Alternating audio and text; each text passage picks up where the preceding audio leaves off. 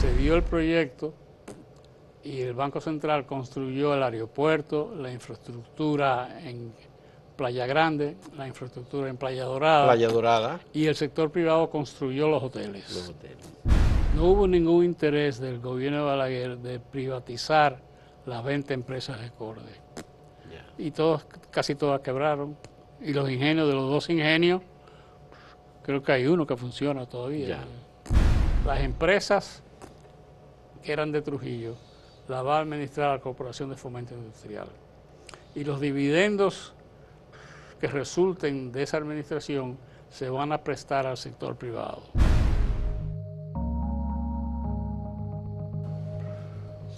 Bernardo Vega es el principal historiador de la República Dominicana. No me creas problemas, ¿eh? No.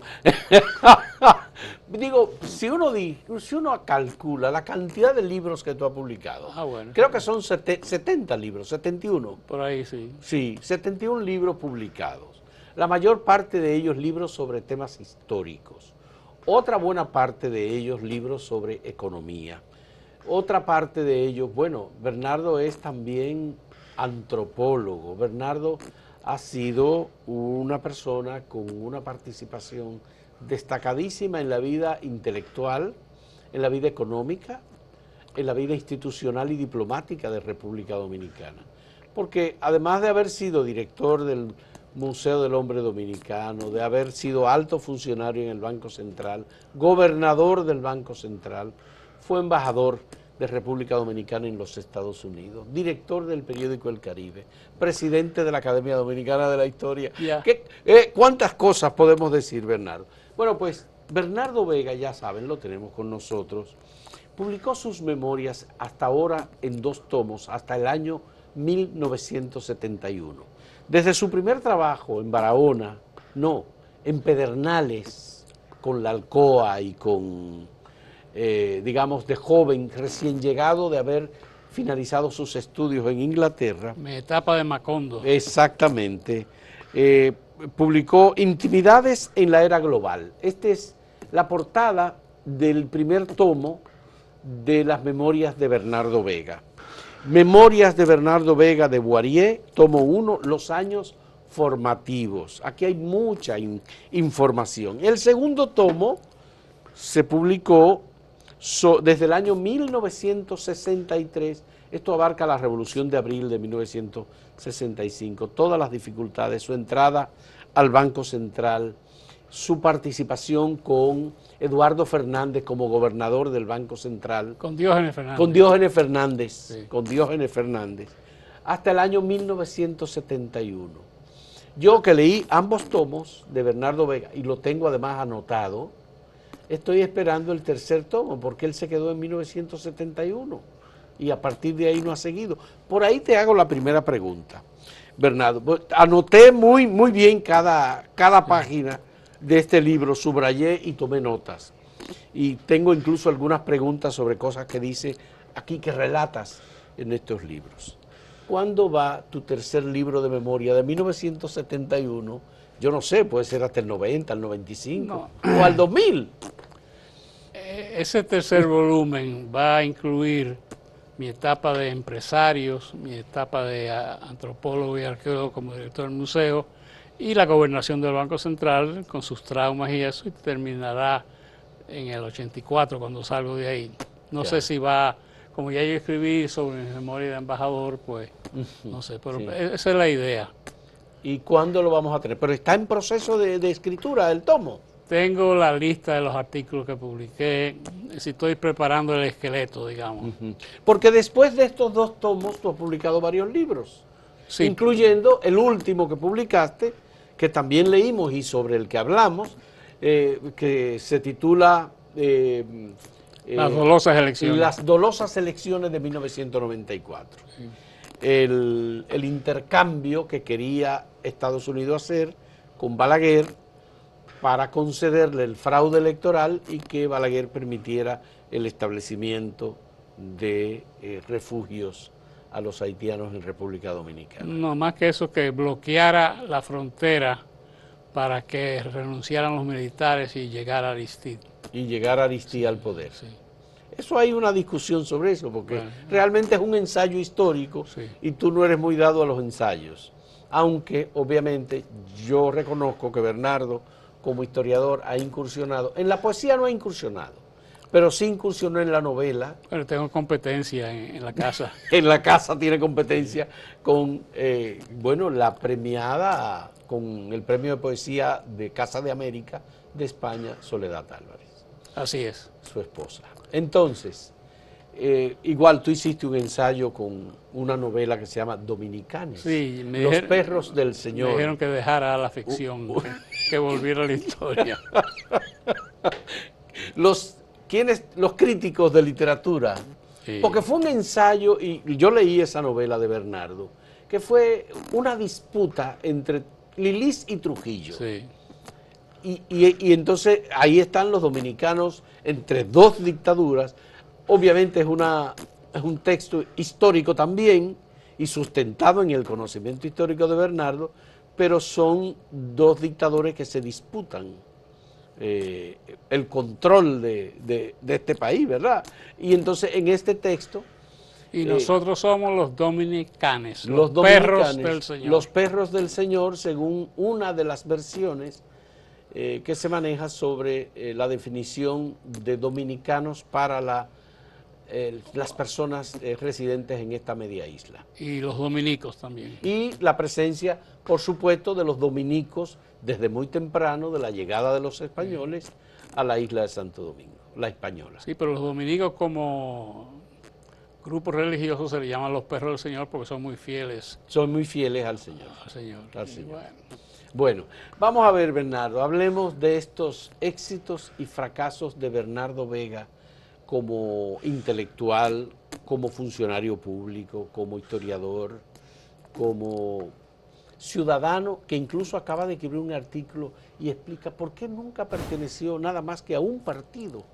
Es rarísimo eso, el Partido Dominicano. Sí, bueno, era obligatorio. Pero los otros partidos que surgieron después son mucho más meritorios que el Partido Dominicano. Ninguno me interesó, ninguno. Pero fuiste miembro del Partido Dominicano, de Trujillo. Bueno. ¿Por qué era obligatorio? Sí, en eso no se conseguía pasaporte para ir a estudiar afuera. Y tú necesitabas lo del pasaporte para estudiar fuera.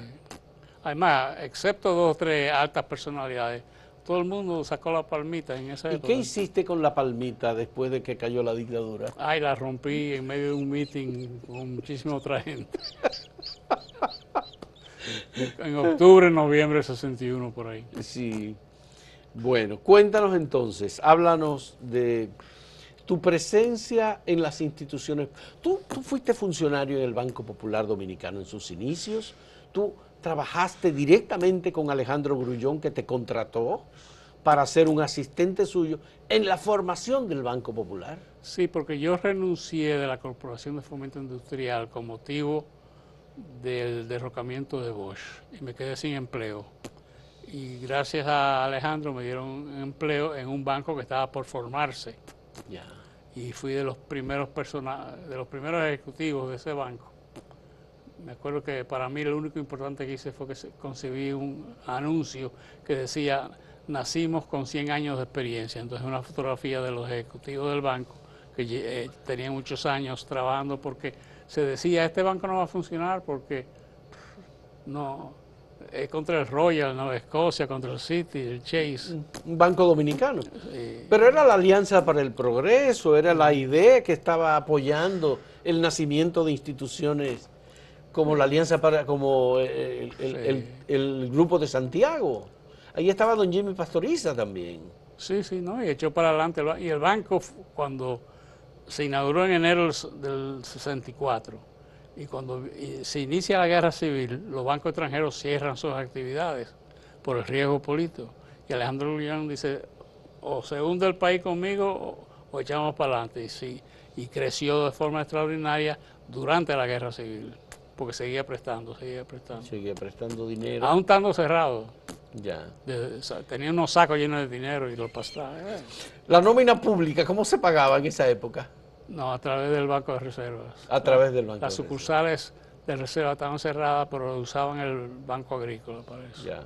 y las cajas, las bóvedas del Banco Central, ¿cómo se manejaron? Yo recuerdo haber leído.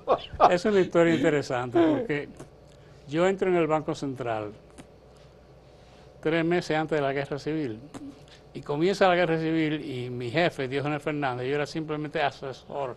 Jurídicamente yo no tomaba ninguna decisión, yo asesoraba al gobernador.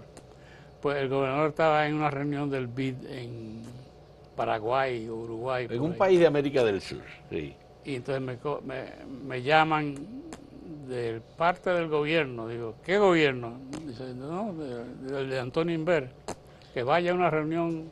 El gobierno de reconstrucción nacional. Vaya a una reunión mañana. No fui. Entonces me llaman, porque yo soy asesor, que vaya el vicegobernador. Usted es un comunista. Bueno, eso. Entonces, en un momento dado, los americanos apoyan al gobierno de Antonio Inver, pero en otro momento ya quieren salir de él, para que se venga el de García Godoy. Entonces, el Banco Central estaba en la zona de Antonio Inver. Entonces, Antonio Inver nombra una nueva junta monetaria, gente de él, y yo me entero de que van a aprobar un préstamo del gobierno grandísimo para poder pagar la nómina, y si a los militares no le pagaban la nómina, no seguían luchando. Digo, ¿qué voy a hacer? Entonces hablo con gente de la embajada americana que yo conocía y colocaron en el sótano del Banco Central un tanque con un cañón mirando para afuera. Y entonces yo pregunté, ¿y quiénes manejan la bóveda? O los dos evangélicos. Digo, mándenlo para su pueblo.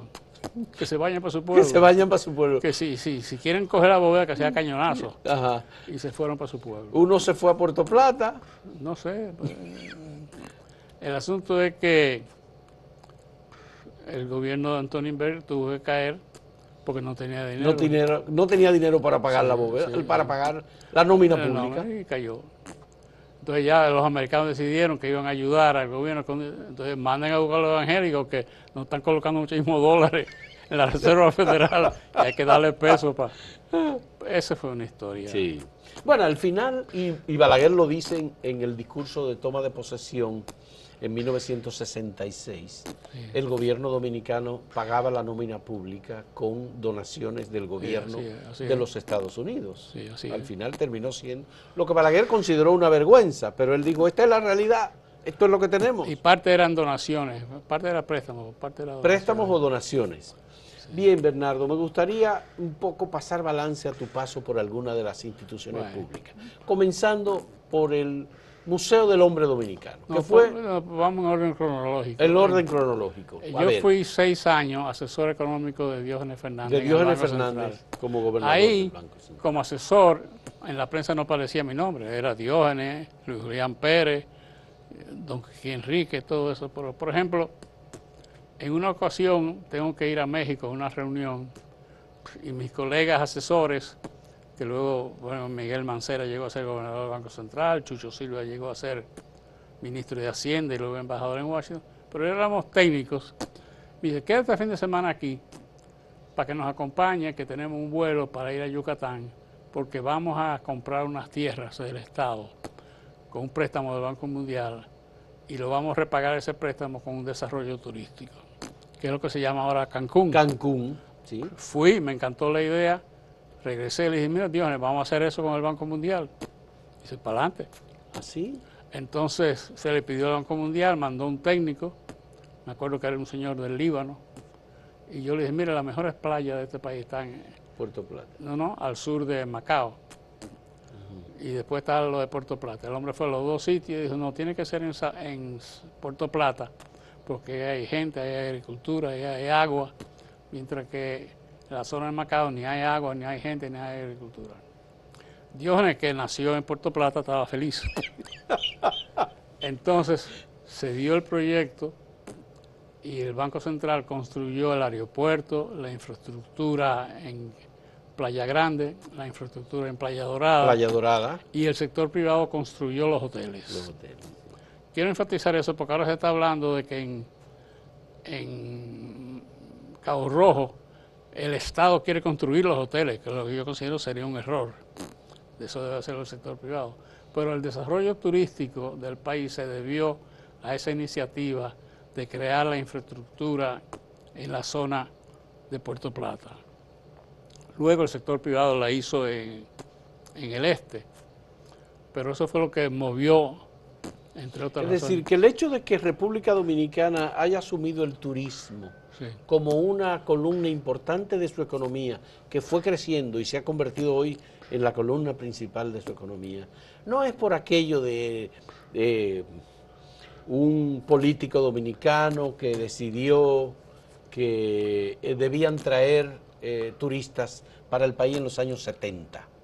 No, se debió a la política de Diógenes, que yo estimulé, de crear una infraestructura turística donde no había, en la zona de Puerto Plata. Eso tiene que ver con el surgimiento de Infratur. Bueno, o Infratur. No, Infratur es ese proyecto. Es el proyecto. Es el proyecto.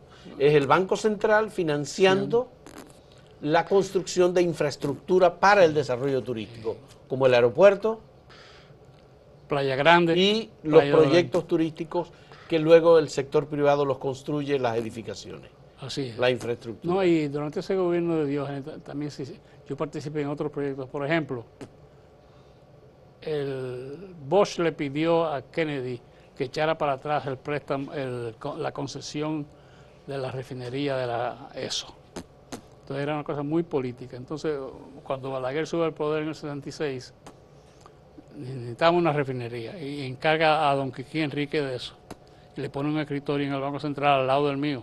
Ajá. Don Quiquí era muy honesto, muy nacionalista, pero de refinería no sabía nada.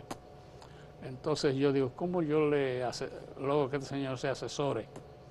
Y digo, él es muy nacionalista. Pensé, Rafael Ortiz Mena, el hermano del ministro de Hacienda, durante muchos años en Pemex, que es el Pemex famoso que nacionalizó las empresas americanas de petróleo. Bueno, vino él y redactamos las bases para el concurso de la refinería. Yo sugerí que el Estado tuviera la mitad de las acciones con unas tierras que había en Jaina. Así que sin tener que poner dinero, el Estado tenía la mitad de las acciones. Se hizo el concurso, lo ganó la Shell.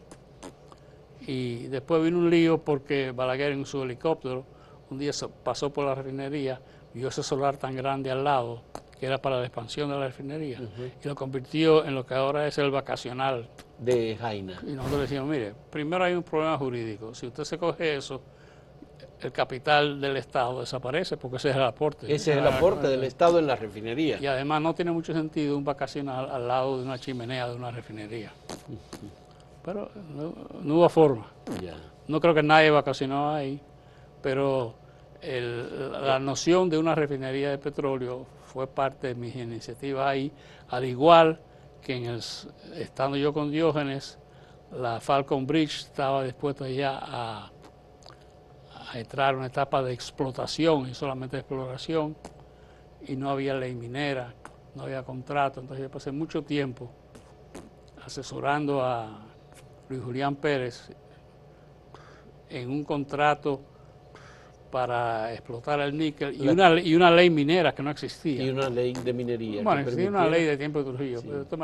Entonces, en base a ese acuerdo que se establece la Falcon Bridge, y también bajo la ley minera, la New York, Honduras, en Rosario comienza a explotar la mina de oro. La mina de oro que hoy es la Barrick.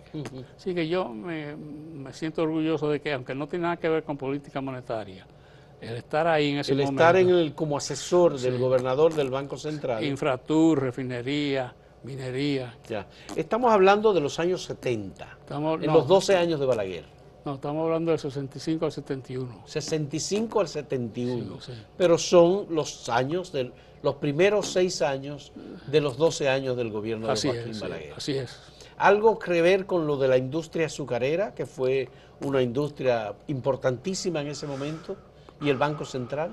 No. No tiene nada que ver. Fue el Consejo Estatal del Azúcar, una inversión, digamos, estatal, con unos acuerdos que además permitieron que el sector privado igualmente incursionara, que desde el principio había tenido presencia y participación. Luego con lo del Central Romana. No hubo ningún interés del gobierno de Balaguer de privatizar las 20 empresas de Corde. Y casi todas quebraron. Y los ingenios, de los 2 ingenios, creo que hay uno que funciona todavía. Así que ese fue un gran fracaso. Por eso me preocupa hoy día que el Estado sea dueño de una de las Catalinas, sea dueño absoluto de la refinería de petróleo, sin un socio extranjero. Es decir, el riesgo de que eso se repita como ocurrió con Corde. ¿Tú crees que esa experiencia del pasado, en la que el sector privado tiene preeminencia en la inversión en infraestructuras, el Estado apoya y lanza propuestas sin necesidad de invertir grandes cantidades de dinero?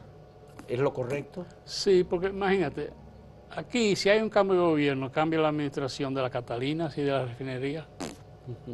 Simplemente, ¿qué continuidad puede haber en la administración de esas grandes empresas si dependen de decisiones políticas? Eso no... hay que buscarle un socio a la refinería. Pero eso es una manera de generar recursos para el Estado. También, Si se privatiza, por ejemplo, una parte, una proporción de Catalina, por ejemplo, el Estado recibiría cerca de 2.000 millones de dólares. Pero eso es una sola vez, pero yo lo que quiero es que, o mi preocupación es que sean bien administradas a largo plazo, con expansión y todo eso. Y eso no lo veo. Es decir, hay que comprar carbón, del Palacio llaman y dicen, cómprenle a fulano. Hay que comprar petróleo crudo, cómpreselo a fulano.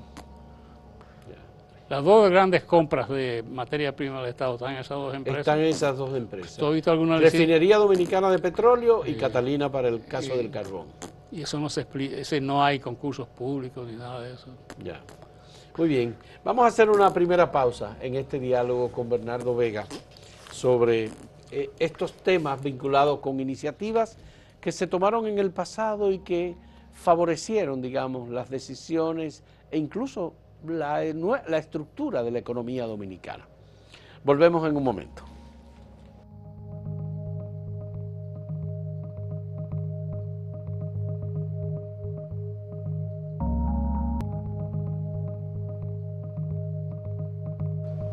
En febrero próximo de este año 2023, Bernardo, tú vas a cumplir 85 años. Si Dios quiere. ¿Sí? Si Dios quiere. Vamos a reflexionar un poco, aparte de ya lo que hemos hecho, sobre los acontecimientos por tu presencia en reconocidas instituciones del Estado. Sí.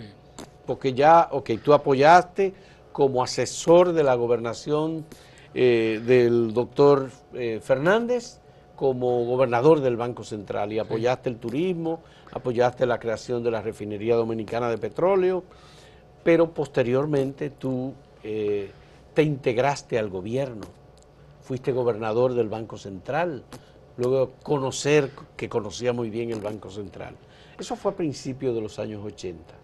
Con el gobierno de Antonio Guzmán tú no entraste a ninguna actividad pública, ¿o sí tú fuiste? No. ¿Dónde entraste tú con Antonio Guzmán? Cuando se creó el Museo del Hombre Dominicano, yo fui miembro honorífico de su consejo de investigadores, porque por tradición familiar me interesó la arqueología. Cuando murió José Antonio Caro, yo visité a una persona muy cercana a Balaguer y le dije, si me nombran honoríficamente, yo acepto sustituir a José Antonio Caro. Y Balaguer me nombró inmediatamente. Así que desde el año 77 por ahí, yo fui director del Museo del Hombre, y cuando surge Guzmán, me mantengo ahí hasta que Jorge Blanco me nombra gobernador. Tú pasaste del Museo del Hombre Dominicano a la gobernación del Banco Central. Error, debería haberme quedado ahí. Entonces, pero ya tú colaboraste con Salvador Jorge Blanco en la campaña electoral, estuviste cerca de él. Sí. Pero fíjate, en el Museo del Hombre, yo heredo de una institución que lo único que tiene es una conexión arqueológica. Entonces mi propósito, y lo logré, fue transformarlo en un museo antropológico, por eso tuve las 3 estatuas. Sí. Lemba, que me creó un problema porque decían que ese era Peña Gómez, que yo estaba honrando ahí. El esclavo rebelde, Enriquillo, y el padre de la casa, los 3 que estaban por las libertades, ¿no? Pero entonces reunimos un grupo de personas, Marcio Veloz Magiolo, Fran Moya Pons, Carlos Esteban Davis, José del Castillo, etc. Hicimos todo un seminario que se convirtió en un libro. ¿Qué heredamos de los taínos? ¿Qué heredamos de los africanos? ¿Qué heredamos de los españoles? ¿Qué es la sociedad contemporánea? ¿Qué significa ser una sociedad mulata? Y eso se convirtió en la museografía nueva del museo. Del museo. Que no existía antes. Por cierto, ha sido una tragedia porque tanto yo como Manuel García Arevalo le pedimos al presidente Danilo Medina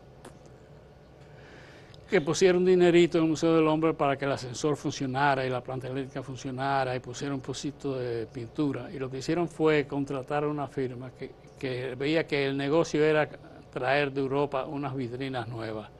Y rompieron todas las vitrinas y pusieron todos los artefactos en unos vagones, en unos furgones, y están todavía ahí. Así que no, el museo, para fines prácticos, no existe. Desapareció. Entonces ahora hay que pensar en una nueva biosografía y todo eso. Pero yo me siento muy orgulloso de haber convertido el Museo del Hombre en un museo antropológico y enfatizando las raíces africanas, españolas e indígenas y todo eso. Yeah. Que es muy, todavía se le llama, porque se llamaba en Europa en los años 20 Museo del Hombre. Ahora las feministas dicen que no puede ser del hombre. Que no puede ser solo del hombre, sí, porque tiene que incluir a las mujeres. Sí, entonces ahora en el Congreso hay un proyecto de ley que dice Museo Nacional de Antropología. Digo, pero ese es el título que del existe. Museo de México. Todos los países tienen, llámenle el Museo de la Dominicanidad. Ya. Vamos a ver. Bien. Entonces, tú pasas al Banco Central, Bernardo. Entonces, en mi etapa de arqueología, encontré el semí de algodón. El semí de algodón. Pero ese semí de algodón, que por cierto, se publicó un libro sobre el semí de algodón. El semí de algodón sigue en una universidad italiana, en la Universidad de Turín. Sí. ¿Y por qué no se consigue? Yo sé que el embajador ha hecho algún esfuerzo. ¿Hay algo más que podamos hacer nosotros para obtener ese semí de algodón? Bueno, se está haciendo una gestión. Que es el único que existe. Sí, se está haciendo una gestión, se dice que va a venir en mayo. Ojalá, no sé dónde van a colocar porque el museo está cerrado, pero ojalá que lo traigan para una exhibición temporal. Es una exhibición temporal, sí. Es un préstamo. Sí, claro. Es un préstamo, ellos lo retornan a Italia. Nosotros los retornamos. Ah, nosotros los retornamos. Es un compromiso, entonces. Sí, claro. Sí. Bien. Si no, sería una expropiación y se arma un tollo internacional. Sería un problema internacional, sí, con los italianos. Sí. Pero entonces mi etapa de arqueología para mí es muy importante. Sigo trabajando ese tema. Pero antes de ir a trabajar con Diógenes Fernández, estaba en mi primera etapa. Yo me gradué de economista en el 59. Llegué aquí con mi título, flamante título de economista, en un país donde no había economista, el mismo día de la invasión del 14 de junio del 59. Yeah. Yo había decidido que no iba a trabajar para el gobierno de Trujillo. Y el único empleo que conseguí fue ir a Cabo Rojo, a llevarle la contabilidad a la Alcoa. A la Alcoa. Sí. Y entonces, cuando desaparece Trujillo, una de las personas que estuvo presa mucho tiempo ahí fue Manuel Enrique Tavares. Entonces, cuando él lo sueltan, lo primero que va donde el dentista, que el dentista estaba casado con una hermana de mi papá, y Manuel Enrique le dice, me nombraron secretario de Hacienda y este país no tiene expertos. Entonces mi tío dice, no, pero este sobrino mío... Acaba de llegar. Bueno, llegó hace 2 años, pero está loco por economista. Trabajar. Entonces yo comienzo a trabajar en Hacienda en enero del 62, y cuando se crea la Corporación de Fomento Industrial, en agosto del 62, me voy con Manuel Enrique Tavares para allá. Fue una noción muy interesante que tiene mucho que ver con la Alianza para el Progreso en esa época. Era básicamente, las empresas que eran de Trujillo las va a administrar la Corporación de Fomento Industrial. Y los dividendos que resulten de esa administración se van a prestar al sector privado. para nuevas industrias. Sí. Pero ¿qué pasa? Había dos problemas. Uno, que no existía ninguna legislación para promover la industria. Y segundo, no había empresarios con orientación industrial, lo que había eran comerciantes. No había ingenieros industriales, ingenieros eléctricos. Entonces, yo me casé en septiembre del 62, entonces no tenía dinero para la luna de miel y le dije a Manuel Enrique Tavares, mira, hay una reunión de la OEA en México. En México. Mándame ya, que yo tengo ya todo un trabajo que es explicando cómo encontró la democracia la República Dominicana. Y estando allá voy a Guatemala y traigo el proyecto de ley de la ley de incentivo industrial para todo Centroamérica, que se la presento en el gobierno de Bosch, y el periódico del día en que Bosch es derrotado, que no lleva la noticia porque lo derrotaron a las 4 de la mañana, ahí está: Bosch somete ley de incentivo industrial. Entonces lo derrotan y pocos días después me llaman Enrique Tavares, mándame ese proyecto de ley, y se convierte en la ley número 4, que es en esencia lo que estaba vigente en esa época en toda América Latina, que era la sustitución de importaciones con la defensa. Eso por un lado. Y por otro lado, establecimos un programa de becas para ir a estudiar afuera ingeniería industrial, ingeniería eléctrica. Y salió en la prensa y fueron muchísima gente. Bueno, Pero ya Bosch había iniciado ese proyecto. Sí. Sí, Bosch se concibió antes. Se concibió antes. Pero fue el primero que se graduó fue el ingeniero Ginás, el ingeniero Rafael. Sí. Fueron muchos. Así que me siento orgulloso de que lográramos tanto la legislación como las personas que fueran a estudiar afuera, que muchos de ellos descollaron. Descollaron mucho y contribuyeron al desarrollo de la industria. Y estando yo en México también, me enteré de que el Instituto Tecnológico de Monterrey era muy bueno en esa rama y casi todos fueron a estudiar allá. Casi todos fueron a estudiar allá. Bernardo, se te critica y se te señala tu paso por el Banco Central como gobernador. Sí. Normalmente hay muchas críticas. El gobernador anterior a ti, que era el doctor Giuliani. No, Carlos de Pradel. Fue Carlos de Pradel. Sí. El posterior a ti fue el gobernador Giuliani. No. Hubo otro que tenía una fábrica de agua. Ah, Santos Taveras. Sí. José Santos Taveras. Sí. Entonces, se te señala como que el tema de la conversión de la deuda privada en dólares, en deuda pública, fue un elemento muy controversial y se te vincula con la explosión de 1984 como una explosión social por la asunción por parte del gobierno de Salvador Jorge Blanco de las recomendaciones del Fondo Monetario Internacional. ¿Qué respuesta tú puedes dar ante todas esas críticas, acusaciones que se te hace desde diferentes sectores? Bueno, el cambio de modelo económico dominicano del 82 al 84 coincidió lamentablemente con lo que se llama la década perdida. Ya. ¿Qué fue la década perdida? La tasa de interés en los Estados Unidos al 14%, la paralización de todos los créditos por parte de la banca privada norteamericana y europea, la presión del Departamento del Tesoro norteamericano sobre el Fondo Monetario para asegurarse de que le pagaran a los bancos americanos, la falta de recursos. Entonces es dentro de ese gran constreñimiento que 14 países de América Latina, un récord, tienen que ir al Fondo Monetario, incluyendo el nuestro.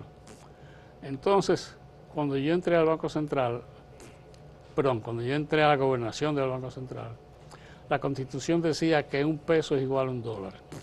Entonces, para cambiar eso había que cambiar la Constitución, lo cual era muy difícil, obviamente.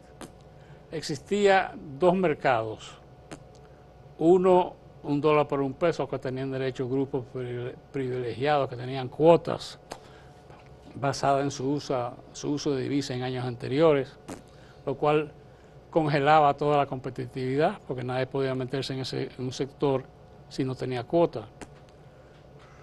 los exportadores tenían que entregar su divisa a $1 por $1 cuando el mercado estaba a 1.20, lo cual desestimulaba la... Había una ley de los tiempos de la ocupación americana del 16 que limitaba la tasa de interés a un 12%.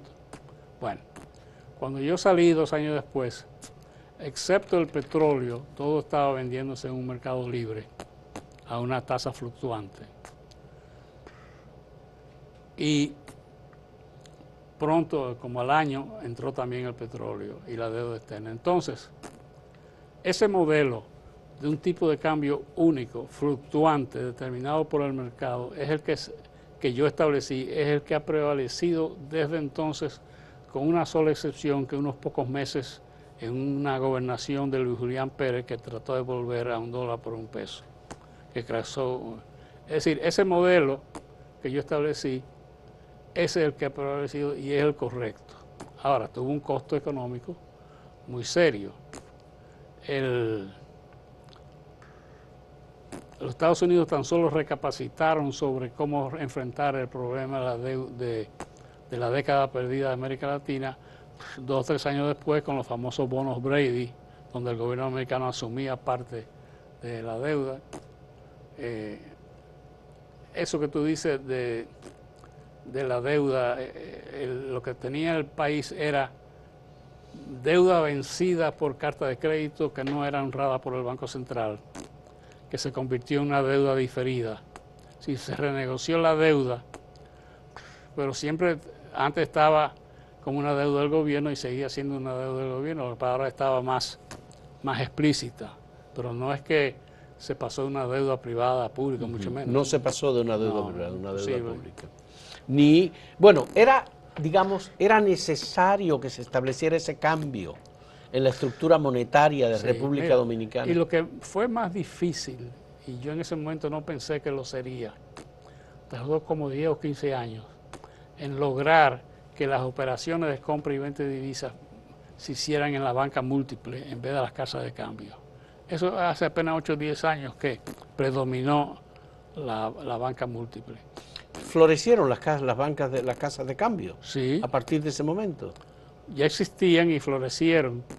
Y una de las razones por las cuales eventualmente volvió la banca múltiple es que el gobierno norteamericano, en la lucha contra la droga y el lavado, presionó para que las casas de cambio desaparecieran y surgieran grandes casas de divisas como las que ahora manejan eso. ¿Pensaste, reflexionaste sobre el costo político que eso tuvo para el Partido Revolucionario Dominicano, para el gobierno de Salvador Jorge Blanco y los efectos sociales e históricos de una sublevación, una poblada, como le llamó Juan Bosch? Sí, yo me juramenté como gobernador el 16 de agosto del 82. Y pocos días después México anunció que no podía pagar la deuda y surgió la década perdida. En esos días, a la reunión del Fondo Monetario en Toronto, me acuerdo, fui y me encontré con el gobernador del Banco Central de México, Silvia Herzog, y me dijo: Bernardo, si tienes ambiciones políticas, olvídate, que todos tenemos que fracasar aquí porque no hay recursos. En ese momento yo pensé en renunciar. En ese momento. Lo estuve pensando. Silvia Herzog te dijo que no pensara políticamente. No, que si tenía ambiciones políticas... Si tenía ambiciones políticas... Me olvidara. Te olvidara. Por eso mismo, eso es ahí. Y yo lo pensé... Jesús Silvia Herzog. Chucho, sí. Sí, Chucho, sí, ok. Pero después lo dije, sería una irresponsabilidad. Y había que sacrificarse.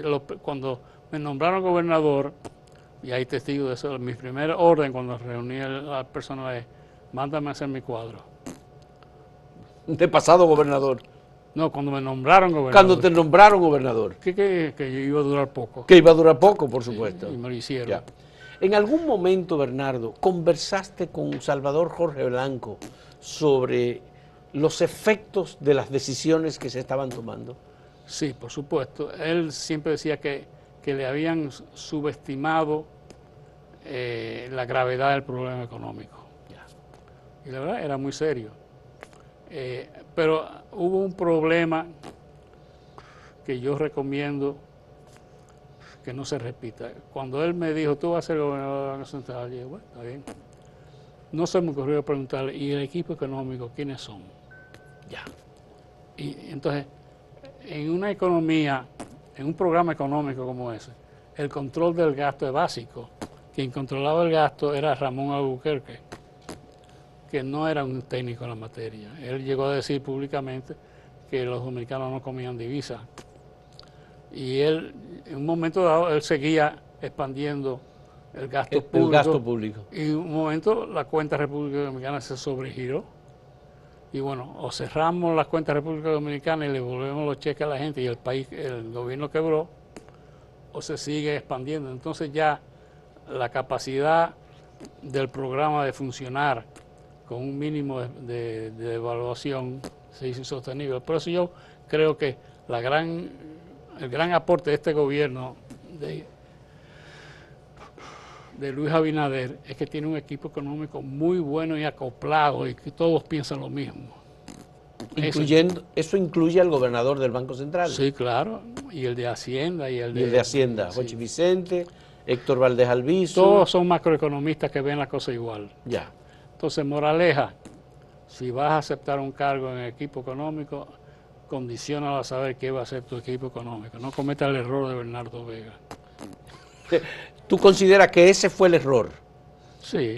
La diferencia de criterio entre los miembros del equipo económico y los miembros del área financiera, Banco Central, Junta Monetaria. Sí. Abinader, padre, que era ministro de Hacienda, sí apoyaba el programa, pero político al fin, al ratico renunció porque se daba cuenta que se estaba quemando políticamente y después de varios meses renunció. Pero ese apoyó lo que estaban haciendo. Lo único que me acuerdo es que cuando dije, mire, vamos a pasar en un impuesto al valor agregado, un IVA. Ay, IVA no, porque van a hacer chistes que IVA, que no IVA. IVA y que no IVA. Ponle un nombre que no sea chiste. Entonces, ITEVIS. ITEVIS. Entonces lo complacimos, le pusimos ITEVIS. Le pusieron ITEVIS. Ese fue el nombre, impuesto a la transferencia de bienes inmobiliarios, bienes industrializados, ITEVIS. Sí. Digo, después el equipo económico cambió. Cuando yo salí estaba Orlando Asa, estuvo Manuel Coco, entonces ya era un equipo diferente. Sí, sí. Que si hubiera estado desde el principio, hubiera sido una diferencia. Esa es la reflexión que tú has hecho con el paso de los años, sí. Y al ver las críticas desde diferentes ángulos que han hecho a esa decisión. Pero esa decisión era necesaria, alguien tenía que pagar el sacrificio político, y es lo que se ha mantenido desde entonces hasta hoy con el sistema de cambio múltiple. Sí, pero hubo un gran error militar, digamos. Cuando se toma la decisión de traspasar la comida, digámoslo así, al mercado paralelo, que significaba inflación, y los sindicatos organizan tiradera de piedras, lo que hacían era tirar piedras. No hubo un militar, ni un guardia, ni un policía herido. En vez de contestarles con balas de goma. No, gases lacrimógenos. Tiraron a matar. Tiraron a matar. Sí. Según la prensa, había como 20 y pico de muertos. Eso es lo que dice la prensa dominicana. Ahora la gente usa otras cifras. Se han dado muchas cifras. Sí, bueno, se han dado muchas cifras. Hay quienes dicen que hubo más de 100 personas que murieron. Sí. Otros dicen que son 180 y otros que han dicho que son 51. Yo uso la cifra que apareció en la prensa dominicana, que los periodistas fueron a los hospitales. Sí. Pero fue tirar a matar. Es decir, a mí me explicaron, la policía trató de parar el asunto, no pudo y entró el ejército. El ejército lo que está entrenado por los americanos es la guerra antiguerrilla a tirar a matar. Ya. Y eso era absurdo, eso con gases lacrimógenos se hubiera resuelto. No, y además el presidente de la República compareció ante el público rodeado de militares y enfrentó las protestas. Sí. Y las protestas continuaron. Claro. Y ese fue... Entonces yo oí en Palacio, es todo un complot de los reformistas. Los reformistas no tenían fuerza para organizar hacer ese levantamiento. Eso fue un levantamiento popular, sobre todo sindical, de los harineros lo iniciaron. Y del movimiento de protesta en general, que siempre fue muy poderoso. En Capotillo sobre todo. En Capotillo sobre todo, y luego se expandió a todos los barrios. Sí. Así es. Bernardo, vamos a hacer una última pausa en este diálogo para hablar ya de otros temas. Volvemos en un momento con Bernardo Vega.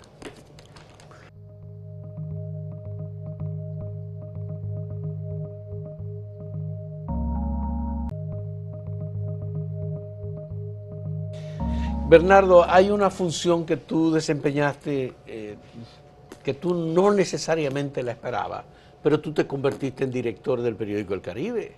Así es. Y ese es un punto que yo no puedo permitir que pase, porque además yo comencé a trabajar contigo en el periódico El Caribe. Así yo es. Fui porque tú eras el director. Así es. Y trabajamos. Yo te llevé. Tú me llevaste al periódico El Caribe. Claro, trabajamos juntos. Sí. Yo tuve una responsabilidad y me tocó trabajar muchos temas importantes bajo tu dirección en el periódico El Caribe. Sí. En esa época creo que fui el último en recibir el premio a la excelencia periodista Rafael Herrera. Qué bien, qué bien. Fui yo el que lo recibió, el último que se entregó en el año 2003, antes de la quiebra de Baninter y del debacle en el sector financiero por fraude en los bancos. Cuéntame de tu paso por el periódico El Caribe, esa experiencia. Tú conocías los medios, tú habías escrito durante mucho tiempo, pero era distinto ser director, decidir el editorial, decidir la primera noticia de portada, manejarte con los periodistas y con los grupos de poder y con los dueños del periódico. ¿Qué experiencia tú sacas? Mira, yo siempre había publicado en el Listín, hasta la muerte de Rafael Herrera. Nunca había dirigido un periódico. Bueno, en el Colegio La Salle. Después de Pepín Corripio. Después de Pepín Corripio, que era que estaba entre lo más alto de mi estrella se llamaba. Sí. Mira, la experiencia mía fue la siguiente. El Grupo Popular se mete a ser dueño del Caribe porque veía la competencia que le estaba haciendo Ramoncito Báez a través de sus medios y necesitaba una forma de contestarle. Y eso no es una política saludable para manejar un periódico. Entonces todo era... Ni para manejar un banco. También, bueno, pero si te estaban... la forma que atacaba Ramoncito Báez al Popular era terrible. Entonces ellos buscaban una forma de protegerse. De protegerse. Pero... si tú eres dueño de un banco con tantos clientes, en el periódico tú tienes que estar afectando a algunos clientes de eso, porque es el banco más grande del país. Entonces la moraleja es que los dueños de un periódico no deben ser dueños de un banco. Yeah. Y así sucedió eventualmente, el Popular se salió de eso. Pero fue una experiencia rica. Sí. Y tu paso por la embajada en Washington, ¿qué tal? ¿Cómo tú lo evalúas? Tú tenías un propósito que era lograr que la Casa Blanca invitara al presidente Leonel Fernández y lo lograste. Sí, mira, cuando Leonel Fernández gana las elecciones del 96, me dice, ¿qué cargo tú quieres? Así mismo, ¿qué cargo? Dice, yo ninguno porque mi mujer se está muriendo de cáncer y yo no puedo... le faltan meses, dicen los médicos, y dice, bueno, pero entonces en agosto no puedo asumir ninguna posición. En efecto, ella murió en septiembre. Dice, bueno, y embajador en Washington, bueno, pues eso no tiene fecha. Entonces acepté ser embajador en Washington. La gente pensaba que yo iba ya a trabajar los archivos, pero me tardó año y pico hacer la primera visita a un archivo. Pero sí, en mi memoria yo cuento lo que pasaba. El gobierno de Clinton tenía minoría en el Congreso, no había legislación importante para el país. La función de un embajador era promover la inversión extranjera en la República Dominicana. Sí logré, y tengo que decirlo públicamente, gracias a Oscar de la Renta. Era un cabildero eficientísimo y gratuito. A través de él logramos que el presidente Fernández fuera a conocer al presidente Clinton. para mí lo más importante fue que cuando presenté mis credenciales, Clinton me dijo, yo espero conocer a su presidente en Barbados, porque él iba a hacer una visita a Costa Rica y a Barbados. Y no, yo tengo que echar eso para atrás porque Caricó para nosotros no es importante, es Centroamérica. Entonces logré que lo invitaran, hablé con el canciller de Costa Rica y jurídicamente quien invita es Costa Rica. Entonces mi presidente fue a Costa Rica y de ahí vino esa vinculación con Centroamérica que no existía antes. ¿De ahí vino tu relación con la embajadora Pulido de Costa Rica? Bueno, de ahí Washington. Sí, pero de ahí vino, más importante, la relación entre la República Dominicana y Centroamérica. Que ahora preside el SICA en este momento. No, y además somos el triángulo con Panamá y Costa Rica. El sistema de integración centroamericana y con CARICOM no iba a ir a ninguna parte. No, claro. Claro. Y otra experiencia interesante fue en el gobierno de Salvador Blanco. Yo les digo a los americanos, la República Dominicana es el único país cuyo presidente nunca ha sido invitado a una reunión formal en la Casa Blanca, una visita de Estado. Y dije, yo no sé si es verdad, pero en lo que yo lo averiguo, bueno, salió la invitación. Salió la invitación. Y ha sido la única hasta ahora. Y lamentablemente se iba a tratar de conseguir dinero de un préstamo americano para hacer más blando el ajuste con el Fondo Monetario. No se consiguió. Soy testigo que Salvador Blanco le advirtió al presidente Reagan de que iba a haber violencia y desde que regresamos de Washington, a los 2 días vino la violencia. Vino la violencia inmediatamente. Mira, Bernardo, hay un momento en el que el presidente Joaquín Balaguer fue recibido en la Casa Blanca. Sí, sí. Por Ronald Reagan. Sí, sí. Y hay un discurso que pronuncia el doctor. Sí, no, pero Balaguer. Una visita de Estado es una cena, un discurso, un avión para poder visitar, es una cosa diferente. Ya.